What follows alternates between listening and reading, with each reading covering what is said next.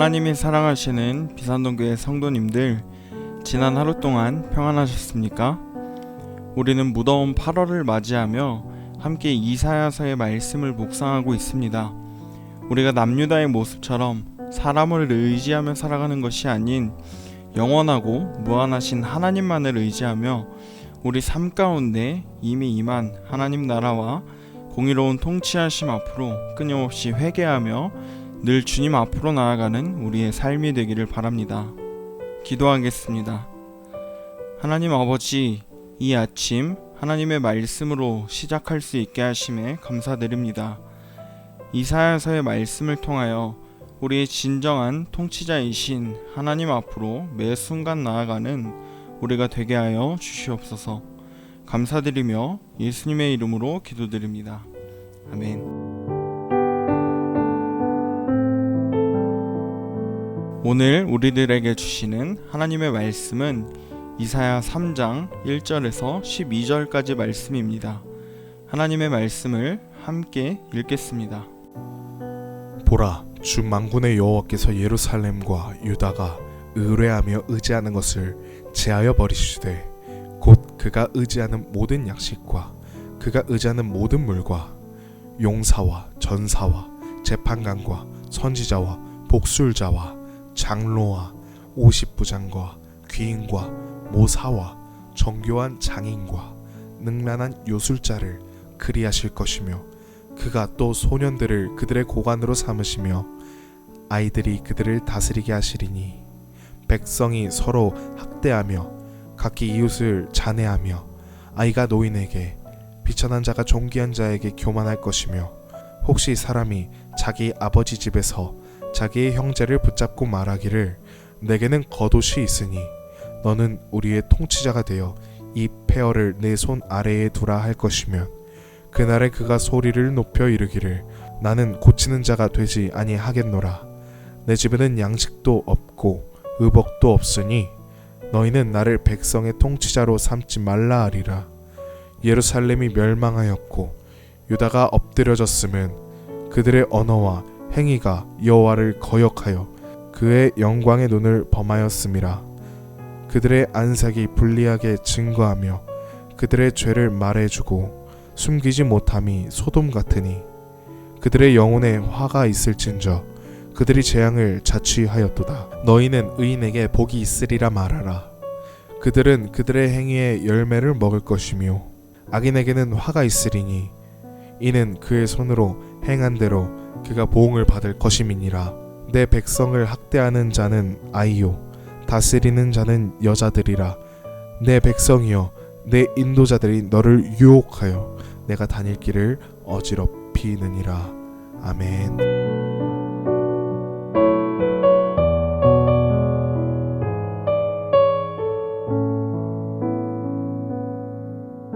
(1절에서 3절을) 보시면 보라, 주 만군의 여호와께서 예루살렘과 유다가 의뢰하며 의지하는 것을 제하여 버리시되 곧 그가 의지하는 모든 양식과 그가 의지하는 모든 물과 용사와 전사와 재판관과 선지자와 복술자와 장로와 50부장과 귀인과 모사와 정교한 장인과 능란한 요술자를 그리하실 것이며 라고 말씀합니다.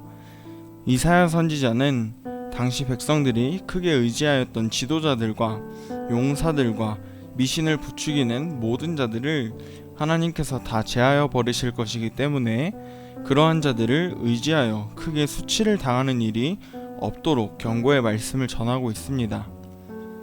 먼저 우리가 주목할 부분은 이사야 선지자가 언급하는 하나님에 대한 호칭입니다. 1절을 보시면 보라, 주 만군의 여호와께서 라고 말씀합니다. 이 호칭은 전 우주를 다스리시는 통치자이시며 하나님을 대적하는 세력과 싸우시는 자로서의 여호와, 거룩한 전쟁을 수행하여 악을 제하시는 여호와의 면모를 부각시키는 호칭입니다. 앞서 묵상했던 2장 12절의 말씀에서도 이사야 선지자는 만군의 여호와라는 호칭을 사용하여 오늘 본문 말씀과 유사한 내용의 예언을 한 것을 기억할 수 있습니다. 또 한 가지 주목할 부분은 1절에서 예루살렘과 유다가 의뢰하며 의지하는 것입니다. 여기서 의뢰하며 의지하는 것은 히브리어로 동일한 두 단어의 남성형과 여성형이 이어진 말입니다. 여기서 여성 명사로 쓰인 부분을 마쉬에나라고 하는데 구약에서 주로 지팡이라는 의미로 사용되고 있습니다. 지팡이는 다리에 힘이 부족한 사람에게 절대적으로 필요한 보조 도구인데 오늘 본문 말씀에서 보면 예루살렘과 남유다 백성들이 마치 자기들의 수족처럼 절대적으로 그 의지하는 모든 것들을 의미하고 있습니다. 사실 백성들의 영적인 부분, 경제적인 부분, 정치적인 부분까지도 지탱해 주시는 진정한 지팡이는 오직 여호와 하나님이시지만 이들은 이 사실을 깨닫지 못하고 여호와 하나님 이외의 다른 것들을 마치 그들의 지팡이처럼 의지하며 살아가는 모습을 버리지 못했습니다. 그렇기 때문에 여호와 하나님께서는 그들이 의지하는 모든 것을 다 제거해 버리시겠다고 경고의 말씀을 이사야 선지자를 통해 전하고 계십니다. 그렇다면 예루살렘과 남유다의 백성들이 의지하던 것은 무엇입니까? 1절 후반부를 보시면 먼저 양식과 물에 대해 말씀하십니다. 이 두 가지가 없이는 인간이 결코 생명을 유지할 수 없습니다. 그럼에도 하나님께서 먼저 생존의 필수인 양식과 물을 제해 버리시겠다는 것은 당시 백성들이 여호와 앞에서 얼마나 악한 죄를 짓고 살았는지 알 수 있는 대목입니다. 그 다음으로 2절에서 3절 말씀을 보시면 사회의 주요 인사들이 나열되고 있습니다. 전쟁과 치안을 책임질 용사와 전사, 50부장, 종교 지도자인 선지자, 정치를 담당하는 재판관과 모사, 사회 지도층인 장로와 귀인, 우상 숭배를 담당하는 복술자와 요술자, 예술과 기술을 담당하는 장인까지 이들은 한마디로 당대 유대 사회에 있어서 각 분야를 대표하는 지도자들입니다. 여호와께서 이들을 모두 제거하시겠다 말씀하신 것은 당시 유대 사회의 지도층이 총체적으로 부패되었다는 것을 뜻합니다. 지도층이 부패하면 자연스레 그들을 따르는 백성들 또한 부패할 수밖에 없습니다. 그래서 여호와 하나님께서는 각 분야의 지도자들을 제거하시겠다 말씀하십니다. 오늘 말씀을 묵상하는 우리 비산동 교회는 과연 어떤 지팡이를 의지하고 있습니까? 예루살렘과 남유다의 모습처럼 세상의 모든 것들을 의지하고 살아간다면 우리 또한 주 만군의 여호와의 심판을 면하지 못할 것입니다. 우리의 진정한 지팡이 되시는 여호와 하나님을 늘 의지하며 각자의 주어진 자리에서 자신의 영광을 드러내기 위한 삶이 아닌 오직 여호와 하나님만을 드러내는 진정한 여호와 백성으로 살아가는 우리의 모습이 되기를 소망합니다.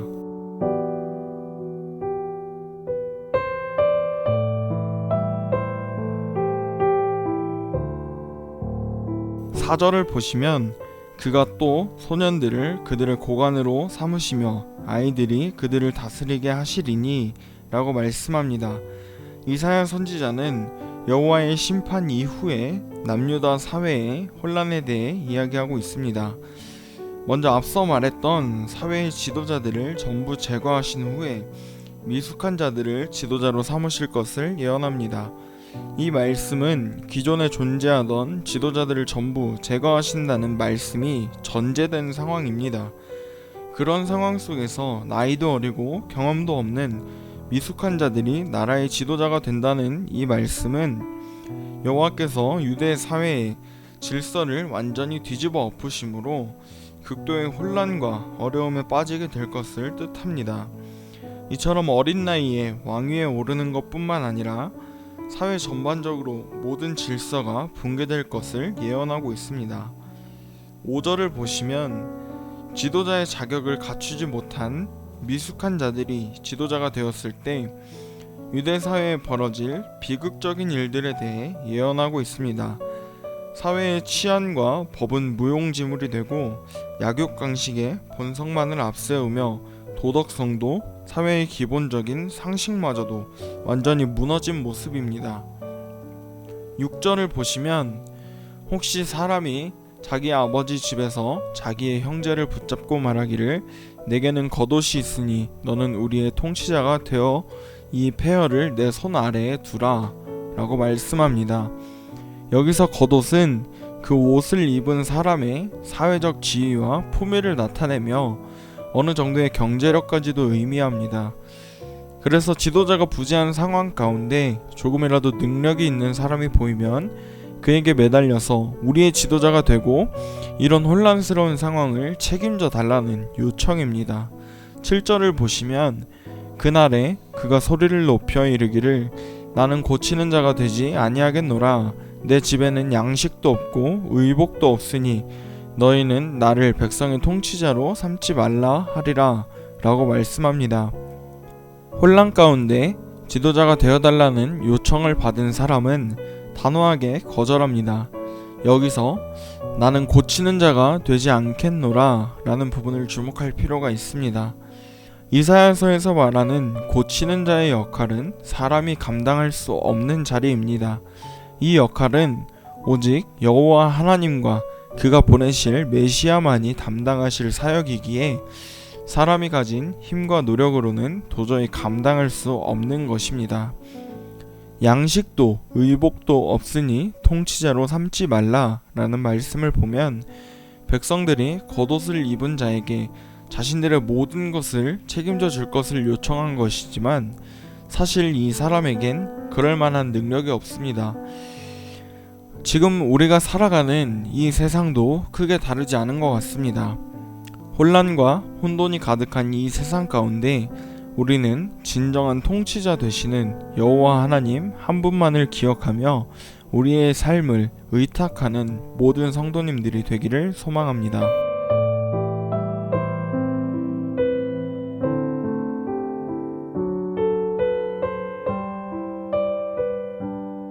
앞서 살펴본 말씀을 통해서 이사야 선지자는 여호와의 심판으로 나타나게 될 남유다 사회의 전반적인 혼란을 예언했습니다.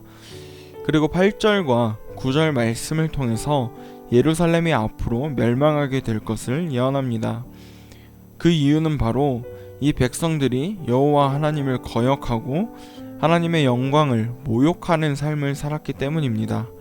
8절을 보시면 예루살렘이 멸망하였고 유다가 엎드러졌음은 그들의 언어와 행위가 여호와를 거역하여 그의 영광의 눈을 범하였음이라 라고 말씀합니다. 여호와 하나님께서는 물론 온 세상을 감찰하시는 분이시지만 특별히 선택하시고 약속하신 땅 그곳에 거하는 하나님의 백성들을 향해서 보다 더 집중하시는 분입니다.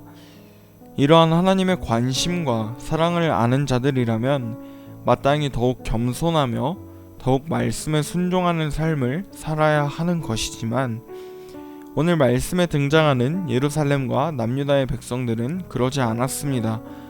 오히려 악을 행하며 그들을 불꽃 같은 눈동자로 지켜보시는 여호와를 모독하는 삶을 살았습니다. 그렇기 때문에 이들을 향한 여호와의 심판이 이를 수밖에 없는 것입니다. 오늘 말씀을 함께 묵상하며 코람데오라는 말을 다시 한번 생각해 보게 됩니다.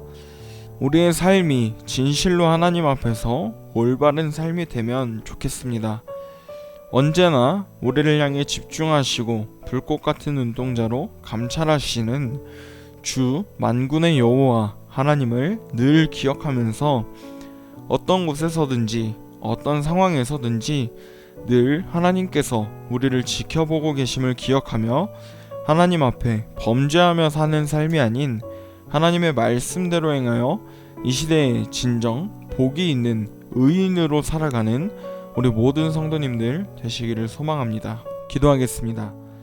하나님 아버지, 오늘도 주님의 말씀으로 하루를 시작하게 하심에 감사드립니다. 우리의 진정한 지팡이 되시는 하나님을 늘 의지하며 오직 하나님의 영광을 드러내는 자들이 되게 하여 주옵소서. 우리의 통치자 되시는 하나님을 기억하며 우리의 삶을 하나님 앞에 온전히 의탁하는 자들 되게 하여 주옵소서. 또한 진실로 하나님 앞에서 올바른 삶을 살아가며 이 시대의 진정한 복 있는 의인이 되게 하여 주옵소서. 감사드리며 이 모든 말씀 예수님의 이름으로 기도드립니다. 아멘.